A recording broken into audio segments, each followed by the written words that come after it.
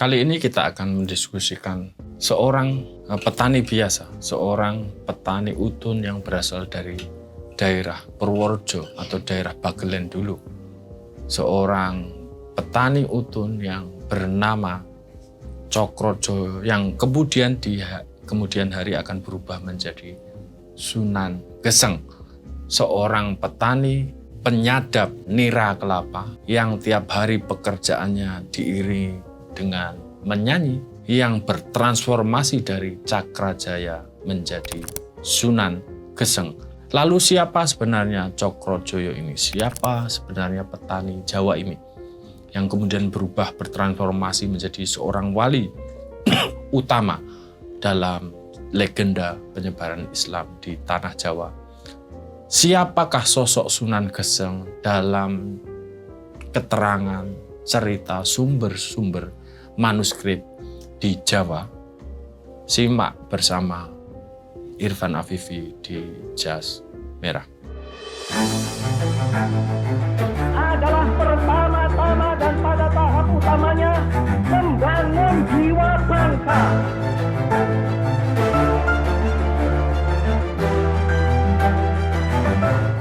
Cokrojoyo atau belakangan hari dikenal sebagai Sunan Geseng adalah seorang petani biasa dari pinggir sungai Progowonto atau Kali Bogowonto, atau ada yang menyebut Kali Progo hari ini yang berasal dari daerah Bagelen, Purworejo hari ini. Sunan Geseng konon setelah pertemuannya dia ditemui oleh Sunan Kalijaga, ia kemudian disarankan oleh sang Sunan untuk bertapa keras, bertirakat keras di tengah hutan hingga setahun gitu ya. Nanti Sunan Kalijaga yang meninggalkan Cokrojoyo ini di tengah hutan, setelah 1 tahun akhirnya menjenguknya kembali. Ketika menjenguk tempat Cokrojoyo ini sudah ditutupi oleh alang-alang dan tumbuhan yang lebat dan sudah menutupi pandangan Sunan Kalijogo. Akhirnya Sunan Kalijogo memutuskan untuk membakar alang-alang dan tumbuhan rerumbunan-timbunan ini yang menutupi Cokrojoyo. Akhirnya alang-alang dan tumbuhan ini ludes di lahap api. Yang tersisa adalah sosok manusia di tengahnya yang sudah gosong, bernama Cokrojoyo ini.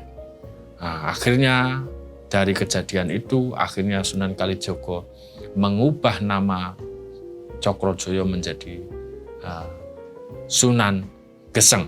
Cerita transformasi seorang petani biasa menjadi Sunan Geseng ini menjadi seorang wali utama dalam legenda penyebaran Islam di tanah Jawa ini begitu melegenda. Makanya tak aneh misalnya banyak petilasan-petilasan yang ditinggalkan oleh Sunan Geseng ini juga menyebar. Misalnya di daerah Masjid Loano, Purworejo hari ini misalnya terdapat masjid peninggalan Sunan Geseng misalnya. Atau juga di Desa Gatep di daerah Magelang juga terdapat petilasan batu gosong yang konon dijadikan tempat Sunan Geseng untuk bertapa gitu ya. Nah juga di daerah Kauman, Bagelen misalnya ada juga peninggalan masjid Sunan Geseng, atau juga di daerah Sentono Dhuwur di Kecamatan Sambirejo di Sragen misalnya, itu juga ada sebuah petilasan yang merekam jejak petualangan Sunan Geseng ya. Atau juga terdapat juga makam-makam yang banyak ya terkait Sunan Geseng itu. Di Jolosutro di Bantul, Jogja terdapat makam Sunan Geseng. Ataupun di Desa Tirto di daerah Kabupaten Magelang yang juga terdapat makam Sunan Geseng. Maupun juga di Desa Gesing di daerah Tuban sana, di Alas Punggo itu ada juga makam peninggalan Sunan Geseng. Cerita Sunan Geseng yang menyebar di banyak tempat saya tidak tahu. Tapi yang jelas ini justru mengkonfirmasikan betapa Sunan Geseng, legenda cerita tentang perubahan transformasi seorang petani biasa menjadi seorang wali utama ini menyebar di beberapa desa di Jawa. Sunan Geseng misalnya di Desa Jolosutro dikenal dengan nama Kiai Ageng Jolosutro, atau di daerah Purworejo dia dikenal sebagai Cokrojoyo dan Sunan Geseng. Atau juga di daerah Tuban misalnya dia dikenal sebagai Sunan Geseng atau disamakan namanya dengan Sunan Panggung atau Malang Sumirang gitu ya. Atau juga misalnya di daerah Cilacap ke selatan itu juga dia dikenal namanya sebagai Kiai Ageng Petung. Nah, ini betapa cerita Sunan Geseng itu melegenda di berbagai tempat gitu ya. Lalu sebenarnya siapakah Cokrojoyo ini? Siapakah Sunan Geseng ini? Bagaimana keterangan terkait manuskrip-manuskrip kita di Jawa terkait sosok ini?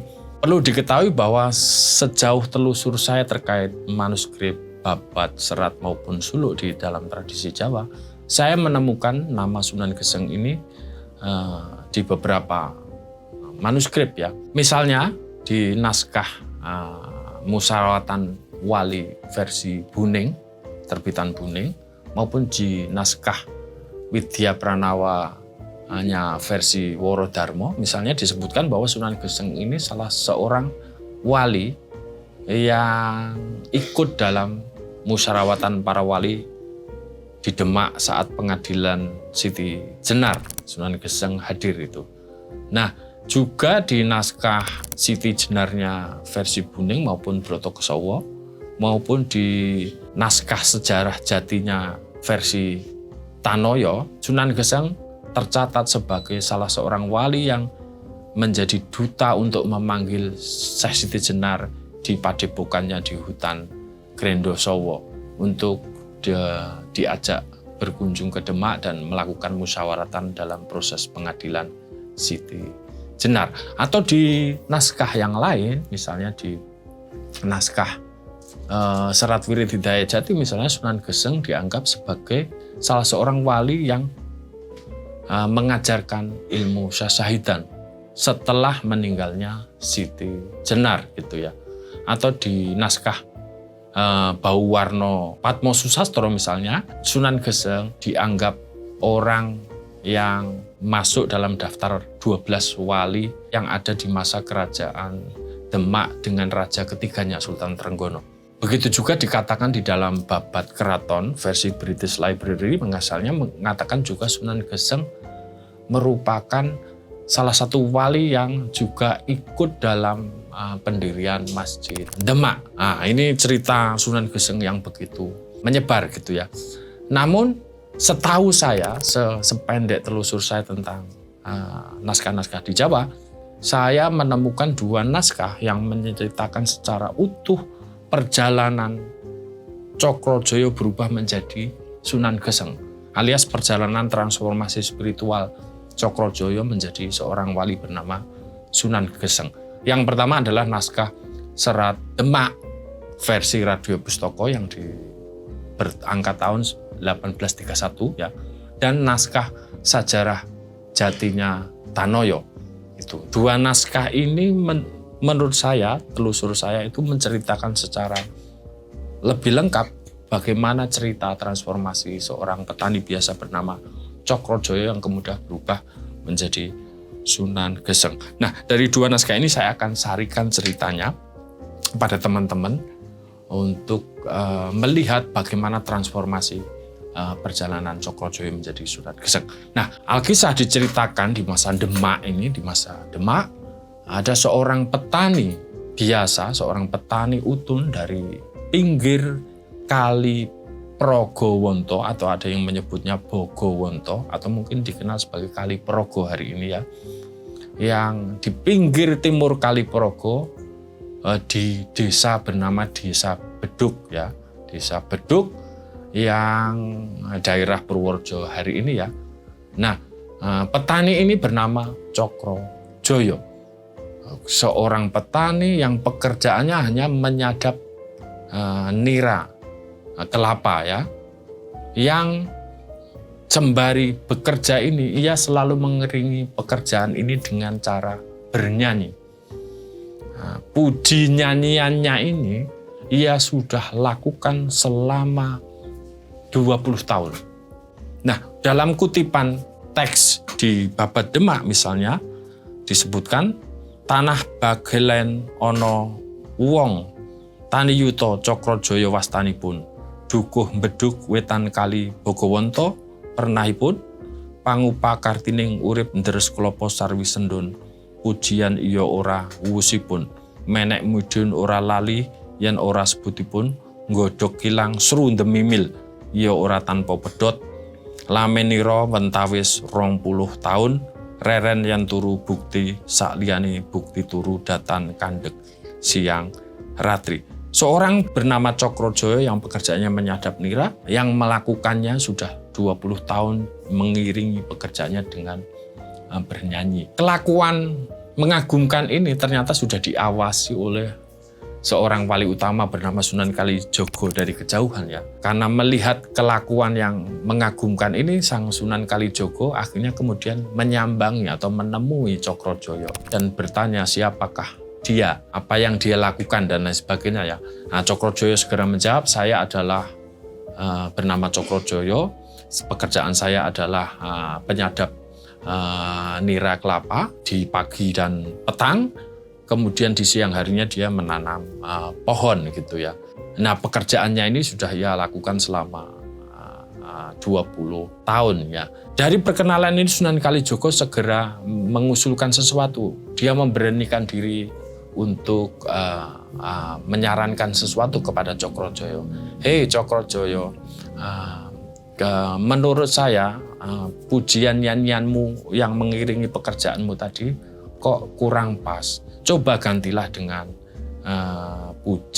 pujian Allah. Mendengar saran Sunan Kalijaga untuk mengganti nyanyiannya dengan Allah. Ternyata Cokrojoyo tidak tersinggung, bahkan dia segera mengiyakan saran Sunan Kalijogo untuk mengganti nyanyiannya dengan Allah ini. Dalam kutipan di teksnya dikatakan, Anjeng Sunan ngendika aris, kisana pujimu kleru. Mbok coba nuruta mami, Allah ojo pedhot, tanjo mestu Cokrojoyo pujenipun. Anut wulangnya jengkali Allah datang kentut. Nah, setelah wejangan inilah kemudian Cokrojoyo mengubah nyanyiannya yang mengiringi pekerjaannya dalam menyadap nira kelapa, kemudian diganti dengan pujian Allah. Setelah 7 hari dia menerapkan pujian ini, tiba-tiba tak disangka, tiba-tiba nira cetakan yang ia cetak itu berubah menjadi emas sebanyak 25 batang. Cokrojoyo segera mengingat sosok yang memberi mantra puji nyanyian yang memberikan mantra itu kepada dirinya ya. Akhirnya Cokrojoyo memutuskan untuk meninggalkan rumah dan berusaha mencari sang sosok yang sudah hilang tadi. Akhirnya dia cari sampai ketemu dan akhirnya tidak diceritakan lamanya, akhirnya dia ketemu dengan sosok ini. Dan kemudian bertanya siapakah dirinya Kalijaga ini, dari mana asalnya, dan Cokrojoyo menceritakan khasiat dari puji nyanyian yang dia berikan ya, yang sudah mengubah emas niranya di rumah gitu ya. Sang Sunan Kalijaga segera menjawab, saya adalah Syekh Malaya. Saya memang datang ke wilayahmu ini Cokrojoyo, memang sengaja ingin menemui bakal calon wali yang berasal dari rakyat jelata bodoh. Kamu boleh menjadi murid saya ya, tapi maukah kamu menuruti perintahku? Maukah kamu bertapa tidur di Gunung Ngrenggo yang berada di tengah hutan itu? Nah, ini ada kutipannya. Anjeng Sunan ngendika arum sira tanya aran mami Syekh Maloyo araningong. Tanah Demak wastanipun sedyaning sung mriki ketemu calon Oliardo Pingging. Arsa kabuka antuk wahyu mangkin sira yun makate tumutur sakidarinong nora kena wit durung gentur tapamu kowe. Apa gelem samadi nglakonana tapa turu yen nyata temen sira iki aneng Gunung Ngrenggo kono. Alias ini adalah awal Sunan Kalijogo menyuruh Cokrojoyo untuk berteriakat keras sebagai syarat permintaan dari Cokrojoyo yang ingin berguru kepada Sunan Kalijaga. Akhirnya Cokrojoyo menyanggupi dan kemudian dia masuk ke hutan, kemudian bertapa tidur di tengah hutan, dan tak lupa mengucap puji nyanyiannya Allah yang disarankan Sunan Kalijaga yang sebelumnya gitu ya. Alias akhirnya Sunan Kalijaga pergi meninggalkan Cokrojoyo untuk menemui muridnya yang lain di Semarang ya. Tahun berganti, setelah 1 tahun akhirnya Sunan Kalijaga ingat bahwa dia meninggalkan murid yang sedang bertapa tidur di atas gunung di tengah hutan ya, di hutan Ngerenggo tadi, bernama Cokrojoyo. Akhirnya sang Sunan kemudian mengajak para santrinya untuk menemui Cokrojoyo di tengah hutan tadi. Akhirnya sampai di tempatnya Cokrojoyo, sang Sunan melihat alang-alang, tumbuh-tumbuhan sudah bertumbuh tinggi ya, sudah merambat tinggi, sehingga sang Sunan memutuskan untuk menyuruh para santrinya untuk membakar alang-alang ini, membakar rumput, membakar pohon-pohon ini. Selama 3 hari, akhirnya tumbuhan ini dilalap oleh api. Setelah ludes, yang tersisa ternyata adalah orang yang sudah geseng di tengahnya, tapi sebenarnya masih hidup. Cokrojoyo tetap melanjutkan pujiannya terus menerus, Allah gitu ya. Nah, akhirnya sang Sunan kemudian menyela ya, sudah Cokrojoyo, ganti saja pujianmu sekarang menjadi hu, jangan Allah lagi. Ketahuilah Cokrojoyo bahwa doamu sudah diterima oleh Tuhan Yang Maha Esa. Mulai hari ini kamu sudah berubah menjadi seorang manusia utama karena sudah terbuka ilham, sudah mendapatkan hidayah dari Tuhan Yang Maha Esa. Mulai hari ini Cokrojoyo, saya beri nama baru kepada kamu bernama Sunan Geseng sebagai penanda bahwa kamu saat bertapa diobong dan tubuhnya menjadi gosong. Ini dalam bahasa seratnya dikatakan secara harfiah begini, Gregah tangi Cokrojoyo, wis ngucap Allah njeng Sunan nabdo ris lah wis menengo yayi rucatan gantiyo maca hu ruhanto mangke sira wis tinrimeng yang sukmodi Cokrojoyo sira sun paringi asma Sunan Geseng Mukmin Tomo. Yang dulunya bernama Cokrojoyo ini kemudian diberi nama baru oleh Sunan Kalijaga menjadi Sunan Geseng, seorang mukmin utama. Setelah itu Sunan Kalijaga kemudian membangunkan Cokrojoyo dan kemudian mewejang Cokrojoyo dengan ilmu-ilmu kewalian ya, yang agak berbeda dengan ilmu kenabian ya.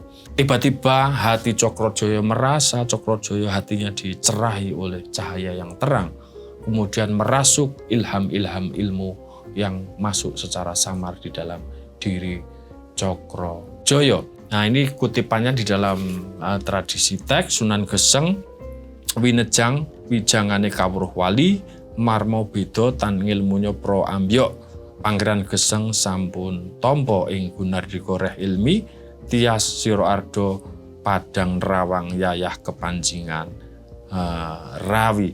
Nah, sejak diwejang ilmu kewalian ini kemudian Sunan Kalijaga menyarankan Sunan Geseng untuk kembali ke desanya, menemui istrinya dan mengajarkan ilmu-ilmu yang sudah diajarkan kepada istri dan anak-anaknya maupun kerabat-kerabatnya. Nah, akhirnya Cokrojoyo kemudian pulang, kemudian mengajarkan ilmu-ilmu ini di daerah Loano, Bagelen dan sekitarnya. Nah, suatu kisah diceritakan bahwa Sunan Geseng ini hendak ingin pergi mancing di pinggir kali Progo ya, Progowonto ya. Nah, tak dinyanya tiba-tiba dari arah belakang misalnya anaknya bernama Joko Beduk membuntutinya secara sembunyi-sembunyi. Bahkan anaknya Joko Beduk ini sempat mengintip dengan cara memanjat pohon lo ke atas batang yang tinggi ya. Yang dari atas batang itu kemudian mengintip ayahnya yang sedang memancing. Alias laku mancing bagi Sunan Geseng ini sebagai bagian dari laku bertapa ya. Laku bertafakur kepada Tuhan Yang Maha Esa. Nah, karena Sunan Geseng itu merasa diawasi, diintip oleh seseorang yang berada di atas pohon, akhirnya Sunan Geseng ngomong lirih itu. Ini yang ngintip saya dari atas pohon itu kayak keras saja, atau bahasa Jawanya Nilo Srobo. Akhirnya tiba-tiba anaknya yang Joko Beduk mengintip dari atas pohon tadi, akhirnya berubah menjadi seekor. Tubuhnya berubah seperti seekor kuro. Akhirnya sang anak Joko Beduk akhirnya turun dan kemudian menangis terseduh-seduh di hadapan ayahnya. Dia merasa telah bersalah karena mengintip ayahnya yang sedang memancing gitu ya. Namun ayahnya juga menyesali karena ternyata yang berubah menjadi kera ini tadi juga anaknya sendiri. Tapi nasi sudah menjadi bubur. Akhirnya untuk menenangkan anaknya, Sunan Geseng akhirnya mewejang kepada anaknya tadi bahwa kalau kamu mau bertobat, Joko Beduk putraku, perbanyaklah berdoa, perbanyaklah mujahadah, dan minta kepada Tuhan supaya kamu bentukmu kembali ke keadaan semula. Kalau kamu banyak mujahadah, insya Allah nanti Tuhan akan mengabulkan permintaanmu dan bentukmu akan kembali ke bentuk yang semula. Nah, bahkan Sunan Geseng melanjutkan, mungkin barangkali di daerah Bagelen ini akan muncul beberapa keturunan yang memang akan memiliki buntut seperti kera itu ya. Walaupun nanti buntutnya tidak panjang, mungkin 2,5 cm kira-kira.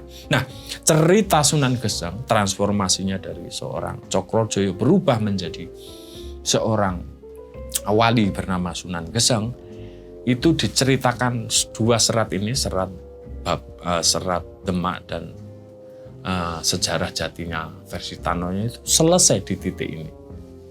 Nah, barangkali kenapa riwayat Sunan Geseng itu tersebar banyak di banyak naskah, barangkali ini karena salah mengelirukan nama Sunan Geseng dengan Sunan Panggung ya, yang sering disebut sebagai tokohnya pengarang Suluk Malang Sumirang atau disebut sebagai Syekh Malang Sumirang. Konon ini karena kesamaan, dua-duanya Sunan Cokrojoyo ini disebut Sunan Geseng, sedangkan Malang Sumirang ini yang penulis Suluk Malang Sumirang ini juga disebut juga Sunan Geseng. Itu adalah salah satu wali yang dihukum bakar di atas kobaran api oleh pengadilan wali di Kerajaan Demak. Sunan Panggung ini saat dibakar ini tidak terbakar dan bahkan mengarang sebuah karya suluk di atas kobaran api itu bernama karya Suluk Malang Sumirang. Nah, mungkin teman-teman kalau mau lihat cerita tentang Sunan Malang Sumirang ini, Pangeran Panggung, silahkan lihat video saya yang lain di channel Mojo ini ya. Nah, tapi yang ingin saya katakan bahwa Sunan Panggung yang dibakar di kobaran api Demak sebenarnya adalah anaknya Khalifah Husain ya, yang nanti Khalifah Husain ini menurunkan Sunan Ngudung. Sunan Kudung menurunkan Sunan Kudus ya. Alias ini masih satu saudara dengan Sunan Ngudung. Alias Sunan Malang Sumirang ini sering dikelirukan dengan Pangeran Panggung. Seperti yang dikutip dalam kutipan di Walisono R. Tanoyo, dikatakan bahwa Suluk Malang Sumirang ngewrat kawruh ananing kejaten. Pangeran Panggung medal saking Latu Murup kalihan mundi serat anggitanipun katur njeng Sultan. Pangeran Panggung lajeng kesah saking negeri Demak. Pangeran Panggung dipun upadosi nuli kagolongaken para wali santun osmo susuhunan Geseng. Alias Sunan Panggung yang mengarang karya di atas kobaran api di hukuman pengadilan Demak itu bukan Sunan Geseng Cokrojoyo, melainkan Sunan Panggung yang pengarang Suluk Malang Sumirang. Ini keterangan dari Babat Walisono ya, serat Walisono dari versi R. Tanoyo. Nah, juga di keterangan yang lain di Bau Warno Patmo Susastro misalnya, Sunan Geseng iyo Sunan Panggung jejuluk Syekh Malang Sumirang putrane Sayyid Khalifah Husein. Alias Sunan Geseng yang ini bukanlah Sunan Geseng yang Cokrojoyo yang berasal dari Bagelen. Alias apa yang saya ceritakan panjang di atas terkait transformasi Cokrojoyo menjadi Sunan Geseng bukanlah cerita tentang Sunan Malang Sumirang. Cerita Sunan Geseng yang saya ceritakan adalah cerita tentang transformasi seorang petani biasa yang di bawah bimbingannya Sunan Kalijogo kemudian berubah menjadi seorang wali utama. Jadi bukan Sunan Geseng yang menjadi anggota musyawaratan para wali maupun Sunan Geseng yang ikut membangun Masjid Demak, bukan Sunan Geseng yang ikut memanggil Siti Jenar dalam pengadilan Demak, tapi Sunan Geseng seorang petani biasa yang kemudian bertransformasi dari Cokrojoyo bertransformasi menjadi Sunan Geseng, seorang wali biasa dari kalangan jelata bodoh atau dalam bahasa Jawanya calon Oliak Ardo Pingging, seorang petani biasa yang berhasil melakukan transformasi ruhani menjadi manusia utama, alias seorang biasa yang dalam bahasa tembung, istilah tembung terasan di dalam tradisi Jawa, seorang petani biasa yang berhasil mengobong atau membakar egonya, seorang yang berhasil bertapa obong alias membakar ego dirinya, seorang yang sudah bisa menerima secara senang perkataan-perkataan orang lain yang menyakiti dirinya. Dia tidak membalas dan bahkan sudah menerimanya, alias seorang yang sudah bisa memaafkan kehilafan orang lain yang membuatnya berubah menjadi dari seorang petani biasa menjadi sosok wali utama penyebar Islam di daerah Purworejo dan sekitarnya, seorang yang sudah berhasil membakar ego dirinya hingga gosong, hingga geseng, alias seorang yang telah berhasil bertapa obong, bertapa hingga geseng, Sunan Geseng. Terima kasih.